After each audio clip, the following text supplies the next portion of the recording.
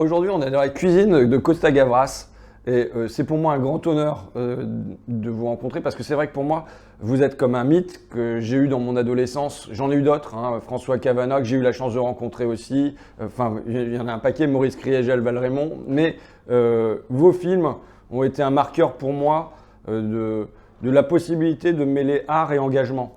Et de pouvoir avoir une autre parole sur le monde sans forcément avoir une carte dans un parti, même si aujourd'hui, bon. Et donc le premier que j'ai vu, il me semble, ça doit être Z, qui était à l'époque sur la Grèce. Vous êtes réfugié en France. Et là, votre film qui va sortir, Adult in the Room, c'est sur la Grèce aussi, mais cette fois en partie tourné en Grèce. Donc c'est presque un retour aux origines. Oui, parce que, je vais vous dire, moi, quand je suis parti de la Grèce, j'appartenais à une famille très... comment dirais-je, je ne dirais pas pauvre, vraiment très humble par rapport. Et il n'y avait pas d'avenir pour les gens à l'époque, des années 50. Après la guerre civile, c'était terrible. Il y avait un régime très fort, donc on voyait pas. La seule façon de faire des études comme je voulais, c'est de partir, de venir en France où je savais que les études étaient gratuites et qu'on était assez libre. Voilà. Des milliers d'autres Grecs de ma classe partaient aussi pour trouver du travail. En Allemagne, en France, en Angleterre, un peu partout, en Amérique ou au Canada. Amérique, le fameux film d'Elia Kazan. Quand tu les pouvais, parce qu'il fallait vraiment prouver qu'on n'est pas communiste, qu'on n'est pas de gauche, etc. Sinon, on n'y passait pas. Alors, donc, je suis parti, et la Grèce, enfin, je suis parti, je me suis évadé, en fait. J'avais pas envie c'était fini. Et l'accueil qu'on m'a fait la France, c'était formidable. Je suis entré à l'université, j'ai commencé à travailler le soir ou pendant les week-ends. Et pour les étudiants, c'était formidable. Bon. Et tout d'un coup, je suis devenu professionnel, je suis entré de cinéma très facilement, être assistant et tout cela, faire des films. Et tout d'un coup, je me suis aperçu, quand il y a eu la dictature des Grecs, la Grèce m'a interpellé pour la première fois. Je me suis senti vraiment touché profondément. Et je dis, je vais faire quelque chose. J'ai vu avec Saint-Proul et mon temps, j'avais ce livre de Vassilikos et je fais Z. Avec des grandes difficultés parce que personne n'en voulait. Bon, ça fait un gros succès et tout. Et puis depuis, bon, la Grèce vivait sa vie, s'était libérée de la dictature, ça m'intéressait, bon, amicalement, c'est tout, sans plus. Et puis là, nouvel drame et tragédie, et ben, je me suis senti de nouveau interpellé. Et dès que ça a commencé, j'ai eu des informations terribles. Ce que les gens me disaient de la vie, dans les mois qui ont suivi la crise, c'était terrible. C'est-à-dire, un jeune qui avait quitté sa famille, il s'était marié, il avait un boulot, il travaillait, qu'est-ce qu'il a fait? Plus de boulot, il rentrait chez papa et maman. Et ça, c'était des milliers de personnes. La fermeture de l'espérance que vous aviez vécue dans les années 50, eh bien, l'histoire recommençait au XXIe siècle pour les Grecs. Complètement. Et donc là, vous décidez d'avoir du matériau sur la crise grecque et puis de voir comment vous aurez... Ce que je pouvais avoir. En plus, il y a 500 000 Grecs dans les années 3 ou 4 années qui sont partis. Mais cette fois-ci, ce n'était pas des pauvres, c'était des diplômés que l'État avait préparé, financé pour servir l'État. Et ils sont partis pour servir l'Allemagne, la France, je ne sais pas quel autre pays. Voilà. Alors ça, c'était... Et là, je me suis senti vraiment très interpellé. Mais faire quoi? La première idée, c'est de faire une sorte de mélodrame, parler de la vie quotidienne grecque. Ouais. Mais très vite, je me suis aperçu qu'il y avait un autre facteur, un autre intervenant dans ce drame, c'était l'Europe. Comment s'est comportée l'Europe? Et l'Europe, c'était carrément la raison pour laquelle le peuple grec souffrait comme il souffrait. D'accord, c'est à la place de montrer les conséquences dramatiques pour le peuple, en montrer les causes. Et là, ce qu'on a avec Adult in the Room, c'est un plaisir de voyeur. C'est comme si on regardait la Banque Centrale Européenne, le Conseil de l'Europe, l'Élysée, enfin, qu'on regardait tout ça par un trou de serrure et qu'on rentrait à l'intérieur et qu'on avait accès aux lieux de pouvoir qui nous sont d'habitude cachés. Et alors, le trou de serrure, c'était précisément le livre de Varoufakis, que j'ai rapproché immédiatement après le référendum qui a eu lieu en Grèce, où étaient les seuls à refuser de rester au gouvernement. Tous les autres sont partis, et la gauche et la droite, enfin tout le Parlement a voté pour se soumettre à l'Europe. Et lui, il est parti. Je dis, mais c'est un type plutôt particulier. Et j'ai été le rencontrer, il m'a dit qu'il écrivait un livre, et je lui ai dit, voilà, moi je voudrais lire votre livre. Et son livre, c'était précisément les trous de serrure, mais lui, il était à l'intérieur. Donc ce n'était pas un trou de serrure, il était à l'intérieur, il intervenait directement. Et il était déjà en position de reporter puisqu'il a enregistré toutes les réunions auxquelles il participait. Donc il était à la fois acteur et on pourrait dire qu'il préparait l'histoire. Absolument, parce qu'il s'est aperçu qu'on ne tenait pas des comptes rendus pendant les réunions et que chacun disait qu'il voulait ce qu'il voulait. Et il se contredisait tous. Et ben, il a commencé à enregistrer tout cela. Et le matériel que j'ai eu pour faire le scénario était authentique complètement. Pas seulement les façons avec lesquelles ils agissaient tous, mais ce qu'ils disaient, ce qui était encore plus important. On perçoit de l'intérieur les rapports de force et le mépris. Le mépris, je dirais même plus que le mépris, le racisme. Parce que quand il parlait de Grecs, il parlait vraiment d'une manière terrible. Il suffit de vous dire ce qu'a dit le président à la presse, cette fois-ci, pas à l'intérieur, à la presse. Le président de l'Eurogroupe, enfin, celui qui dirigeait tout cela, il a dit, voilà un peuple qui a dépassé 327 milliards en femmes et en alcool, et maintenant il nous demande de l'aide. Voilà, dire une chose comme ça, c'est quand même avant tout un grand mépris pour le peuple. Et puis aussi, de la part d'un financier, c'est une analyse, disons, au moins superficielle. Oui. Il y a une autre phrase que je retiens, c'est « Ils vous tueront ». Je ne sais plus qui prononce cette phrase dans le film. Ben, c'est un ancien ministre des États-Unis, des Finances, qui connaissait bien Varoufakis, et quand il a su qu'il était devenu ministre de gauche et de machin, il a eu une conversation avec lui, il lui a dit, ils ne vous laisseront pas passer, ils vous auront, parce qu'il savait très bien, déjà le rôle que jouait l'Allemagne et tous les autres en Europe.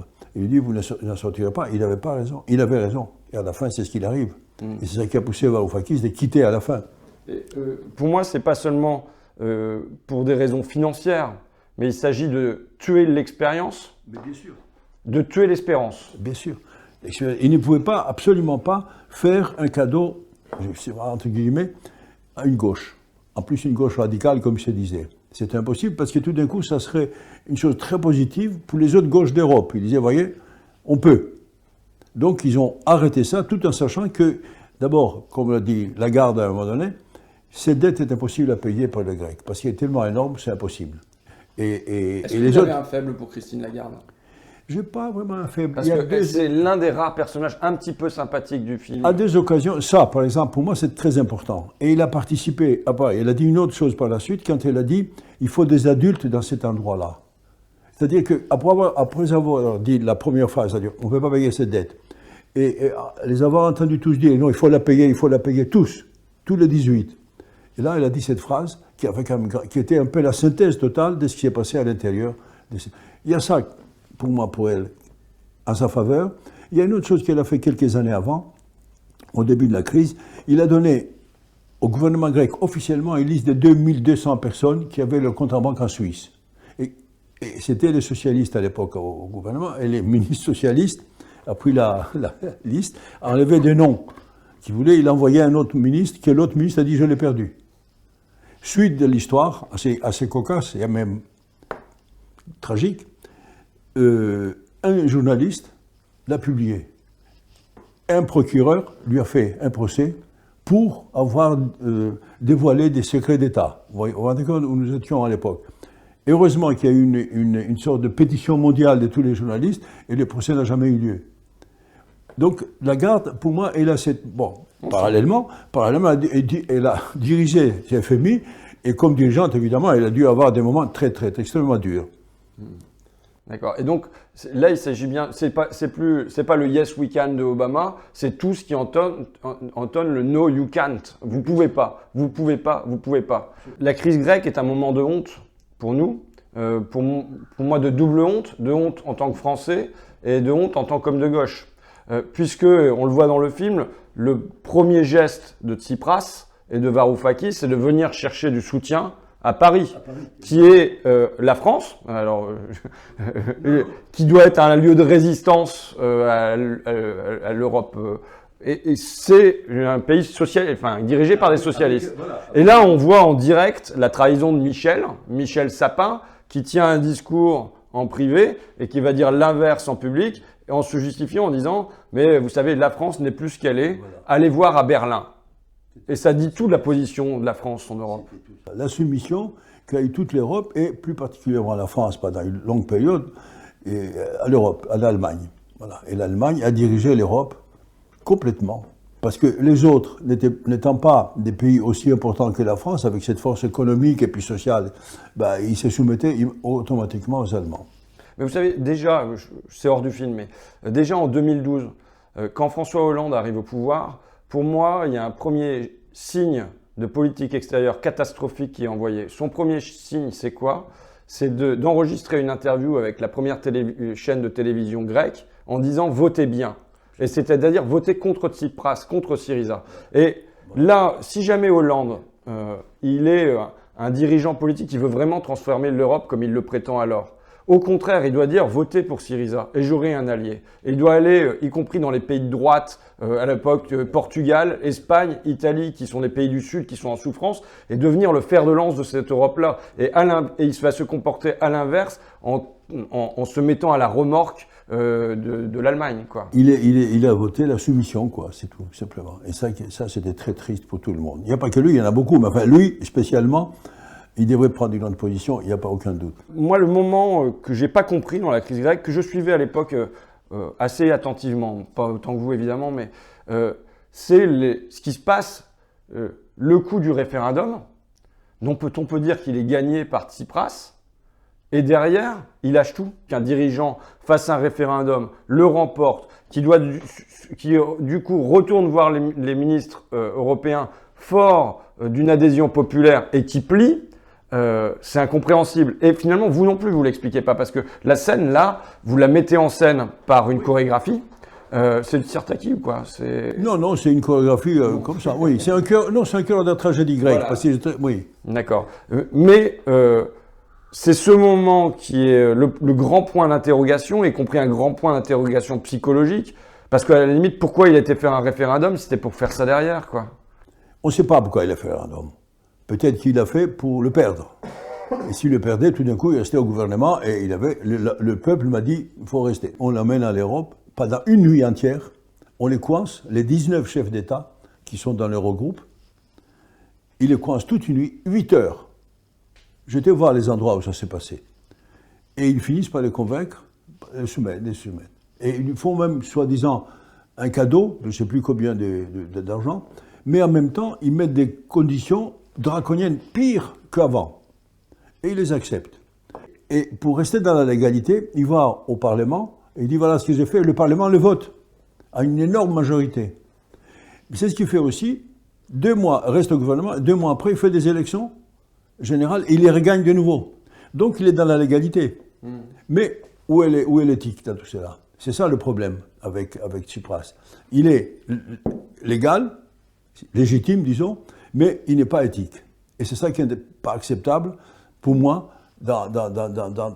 d'une gauche et aussi d'une manière générale de la politique. Là, c'est quasiment comme si vous filmiez un polar à la Banque Centrale Européenne et avec cette phrase « ils vous tueront, c'est une mise à mort ». Et finalement, la mise à mort, c'est quelque chose qui est assez récurrent dans vos films. L'homme qui se heurte à une institution et qui est mis à mort. Z pour la dictature des colonels, c'est ça. L'aveu face au Parti communiste, c'est ça. Enfin, donc c'est vraiment un scénario... Mais le résistant a des données établies et suivies par beaucoup de monde. Le résistant, qu'est-ce qu'on fait du résistant? On l'élimine, soit physiquement, soit éthiquement. Alors, quand on peut l'éliminer, quand on a les moyens de l'éliminer physiquement, eh ben on le fait. Et dans certains cas, on l'a fait dans mes films. Mais l'important pour moi, c'est résister. Résister, même si on risque d'y laisser sa vie. Alors moi, je vous le disais, le film qui m'avait le plus marqué quand j'étais jeune, c'était L'Aveu. C'était dans la période où je lisais beaucoup de trucs anti-staliniens. Arthur Koestler notamment, Le Zéro et l'Infini, La Lie de la Terre et ainsi de suite. Et je trouvais que ce film réclamait un certain courage parce que vous arrivez, vous êtes entouré d'une aura de gauche avec Z et vous décidez de faire un film qui va vous fâcher avec un bon pan de la gauche. Oui, il y a beaucoup de monde de la gauche parce qu'il y avait une certaine gauche qui suivait aveuglément les idées communistes qui, si on les examine attentivement, c'est des idées intéressantes, qui peuvent très bien être très importantes pour une société. Mais là, ils étaient stalinisés complètement. Et cette gauche-là, surtout le Parti communiste, suivait aveuglément le stalinisme, le Staline, et puis l'Union soviétique, disons, parce qu'il y avait plus de Staline, mais malgré le départ de Staline, malgré les rapports de Khrouchtchev, on continuait quand même à suivre aveuglément l'Union soviétique, ce qui, à mon avis, a coûté au Parti communiste très très cher. C'est-à-dire qu'ils ont perdu, à mon avis, complètement toute crédibilité. Alors, on en parlait. Bon, le film, vous le tournez dans l'après intervention à Prague, en Tchécoslovaquie, et qui fait qu'il y a déjà des pans d'intellectuels de gauche qui ont marqué leur désaccord avec cette politique-là. Et on citait comme ça un homologue 30 années auparavant, André Gide, qui écrit un retour de l'URSS et qui a le courage à ce moment-là de voyager en URSS, d'avoir des tas d'amis chez les intellectuels français, mais aussi chez les intellectuels russes et ainsi de suite, et de néanmoins affirmer sa vérité un peu seul à son retour, et tout en restant à gauche. Ce qui est étonnant avec Gide, c'est qu'il a été reçu là-bas vraiment formidablement bien, et sûrement a été reçu par des officiels. Donc il n'avait pas la possibilité de voir clairement ce qui s'est passé. Eh bien, il a pu l'apercevoir quand même, entre les paroles, entre les attitudes, etc. Et sûrement il est bouleversé quand il est rentré, parce qu'il croyait beaucoup, lui aussi. Et quand il est rentré, il a dit ce qui lui est passé, c'était le premier. C'était le premier, ça a été d'abord, il est devenu l'ennemi total ici, chez les communistes. Et puis, finalement, c'est le seul qui a ouvert une brèche comme ça, et que beaucoup de gens ont commencé à regarder plus attentivement ce qui s'est passé là-bas. Alors, vous, comment vous conciliez art et engagement? Parce que tous vos films sont engagés, et en même temps, jamais directement vous vous êtes engagé. Mais l'art ne peut être que subversif dans sa totalité. Et le cinéma, encore plus. Pourquoi? Parce que d'abord, on a beaucoup utilisé comme propagande pour certains pays. On a utilisé l'Union soviétique. Les nazis l'ont utilisé aussi beaucoup. Et à l'Union soviétique, chaque fois qu'il y a eu un peu d'ouverture, il y a eu des films formidables, comme le film d'Eisenstein, etc. Mais l'art ne peut pas suivre, ne peut pas être au service d'un parti ou d'une idée même, ou d'un dogme, ou tout ce que vous voulez. L'art doit être libre et s'exprimer et être subversif autant que possible. La difficulté avec le cinéma, c'est que c'est un art qui demande de l'argent. Et plus de moyens, quelqu'un qui veut écrire un bouquin et qui veut assumer sa liberté avec son stylo, c'est plus simple, c'est plus confidentiel, mais c'est bien souvent, mais c'est plus simple aussi. Tandis que là, c'est à la fois un art et une industrie aussi. Il faut quand même aller chercher de l'argent, il faut que derrière il y ait une bonne distribution, parce qu'il faut que ça rapporte, sinon il n'y a pas de film suivant. Et il faut que ça marche aussi. C'est ça le grand problème que nous avons, évidemment. Mais moi, je n'oublie jamais que quand on va au cinéma, on ne va pas pour écouter un discours académique, ni un discours politique. Il va pour les raisons pour voir un spectacle, comme ça, pour avoir des sentiments très humains, c'est-à-dire aimer, détester, pleurer, rire, enfin tous ces bons sentiments avec lesquels on poursuit sa vie, on fait des choses. Et avoir envie de mettre des coups de poing dans certains des acteurs, parce que dans Adults in the Room, on a envie d'aller mettre des pains aux responsables du Conseil de l'Europe. À mon avis, c'est mieux de discuter plutôt que de mettre de... Oui, mais c'est quand même l'envie qui... mais il faut... Alors, un mot de plus là-dessus, il faut se méfier de ces envies-là parce qu'elles reproduisent le contraire. Elles renforcent ceux qu'on rend des victimes et ils sont contre nous qui avons raison, finalement. Et Varoufakis, le fait de à la fois toujours produire un art engagé, mais en même temps de rester seulement artiste, et non pas de faire l'histoire, mais de la raconter a posteriori. Vous racontez la dictature des colonels, vous racontez le régime communiste, là vous racontez la crise grecque, mais vous n'intervenez pas. Est-ce que c'est sur la durée? Ma façon d'intervenir, c'est de faire des films. Sinon, l'autre intervention, ça serait quoi? C'est de suivre un parti. Supposez que j'avais suivi le Parti communiste des années 50, où j'en serais aujourd'hui. Ou suivez que j'aurais suivi le Parti socialiste. Vous voyez dans quel état est le Parti socialiste en France?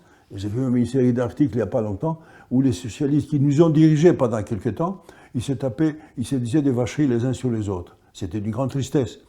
C'est pour ça qu'à mon avis, l'art doit garder son indépendance. On se trompe, tant pis. on réussit, tant mieux. Voilà, c'est ça le principe. Et parfois, on se trompe plus souvent qu'on est. Mais là, c'est quoi? Elle pose des questions. Un aide subversif pose des questions. On n'a pas des réponses. Mais il pose des questions et c'est aux spectateurs de poursuivre et d'avoir des réponses, d'essayer d'avoir des réponses. Ça m'amuse parce que la semaine dernière, j'étais dans la cuisine d'un agriculteur de Piquigny, dans mon coin. Donc c'est pas tout à fait votre cuisine à Paris.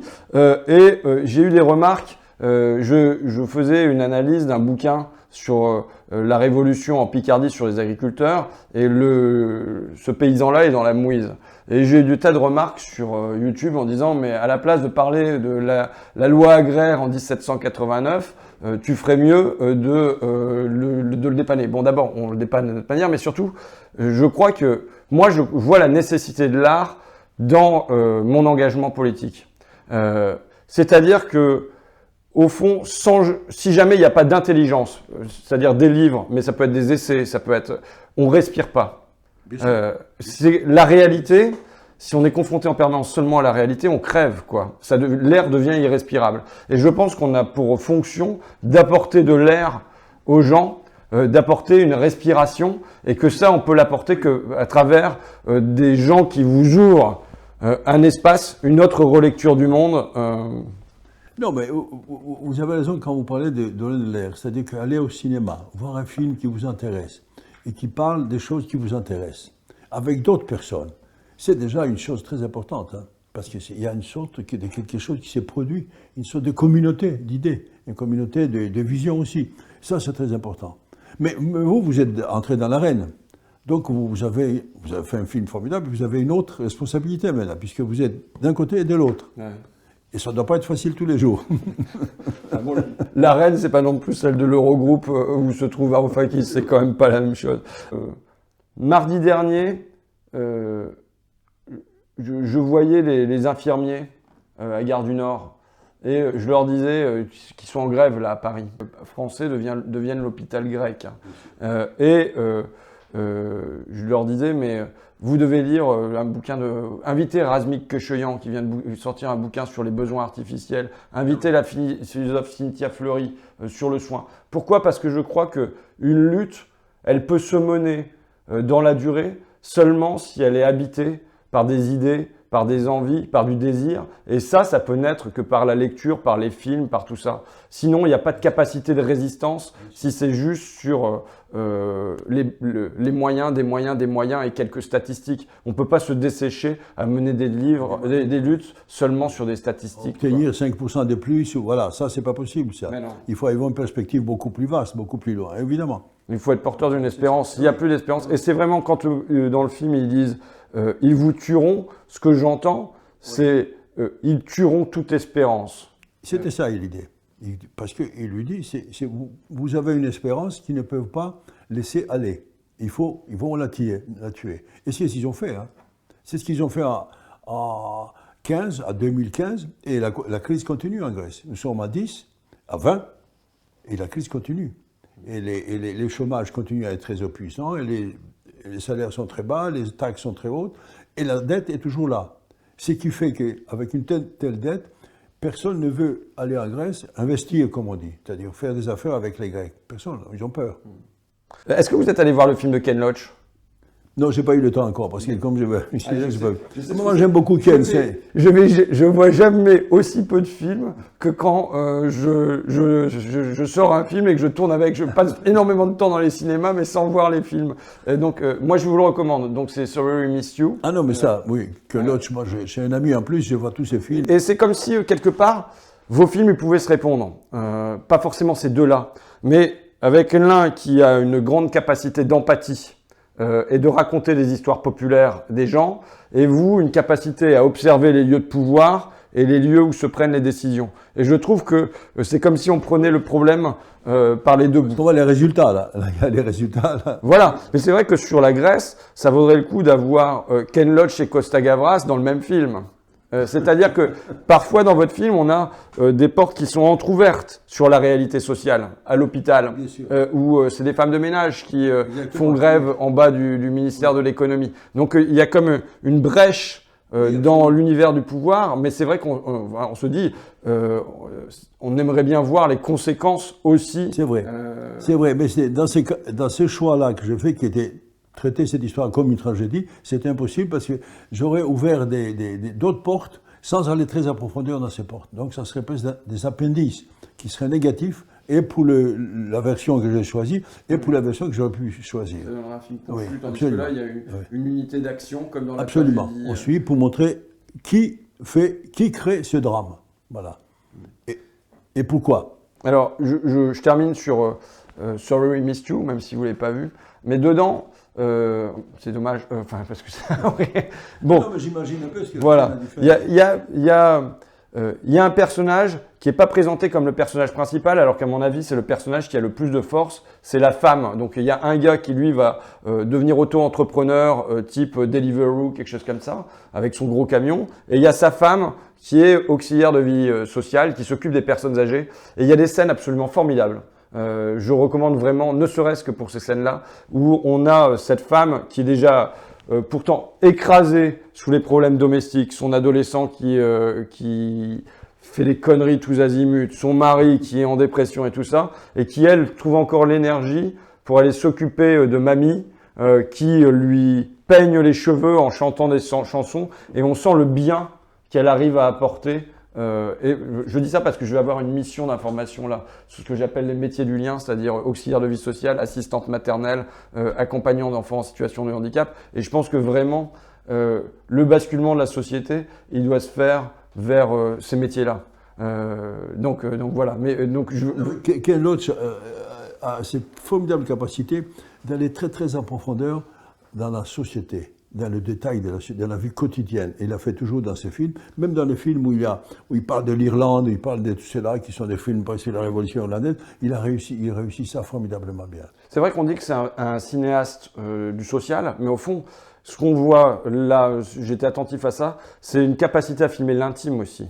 L'intime populaire, mais à filmer l'intime et comment réagit un gamin de 17 ans quand il est confronté à la police et ainsi de suite. Il y a des choses qui sont... Et c'est de ça qu'il faut parler à propos du film de Ken, parce que quand on dit il fait des films sociaux, il fait des...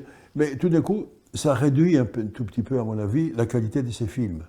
Parce que ce n'est pas des hommes et des femmes, en fait, de la psychologie, de la façon de vivre, de la façon d'être.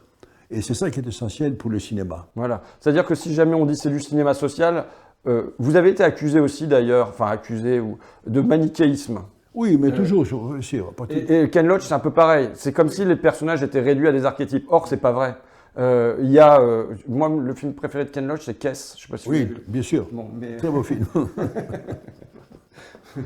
Bon, écoute, merci beaucoup. Moi, écoute, je suis vachement content d'avoir une vie. Tu sais, Pablo Neruda, le titre de son autobiographie, c'était J'avoue que j'ai vécu. Et je trouve que c'est une très belle phrase. Et je suis heureux d'avoir vécu et d'avoir une vie qui me mène la semaine dernière dans la cuisine d'un agriculteur de Piquigny et cette semaine dans la cuisine de Costa Gavras.